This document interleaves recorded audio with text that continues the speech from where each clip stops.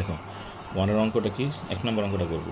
√³ 7 - 3 × 3 - 4, ঠিক আছে।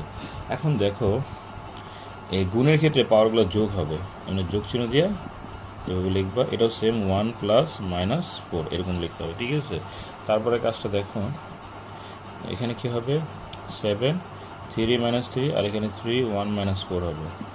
তারপরের কাজটা হবে 7 পাওয়ার 0, এখানে হবে 3 - 3 হবে। 7 পাওয়ার 0 মানে 1, আর এখানে 3 মানে কি 1/3³। এটাকে উল্টায় দাও, গুণ দেওয়া, উপরে 3 হবে আর নিচে 1, এটা মানে কত 27 অঙ্ক, ঠিক আছে। আরেকবার দেখো, আমরা ভালো করে প্রথম থেকে বুঝি। এই সূচকের অঙ্কে পাওয়ারের ক্ষেত্রে কি হবে, এই 2টা 7 থেকে একটা 7 নিবা, ঠিক আছে। গুণ থাকলে পাওয়ারগুলো যোগ দিতে হয়, গুণ থাকলে কি দিতে হয়, পাওয়ারগুলো যোগ। আবার নিচেটাও সেম, 2টা 3 থেকে একটা 3 নিবা, গুণ আছে মাঝখানে, পাওয়ারগুলো যোগ চিহ্ন দিয়ে দেবে, 1 + -4 হবে। এখন দেখো প্লাসে মাইনাসে মাইনাস, 3 - 3 প্লাসে মাইনাসে মাইনাস, 1 - 4। 3 - 3 মানে কি পাওয়ার 0, 1 থেকে 4 বিয়োগ করলে -3 হবে, 7কে 0 করলে 1 হবে, আর 3 - 3 মানে কি 1/3³ হবে। অ্যান্ড 1টা লিখবা গুণ দেওয়া, নিচে 3 উপরে লিখবা, 1 পর 1টা নিচে লিখবা, অ্যান্ড 3কে কিপ করলে কত হবে 27 হবে, ঠিক আছে। তো এটাই ছিল ফার্স্টের অঙ্ক।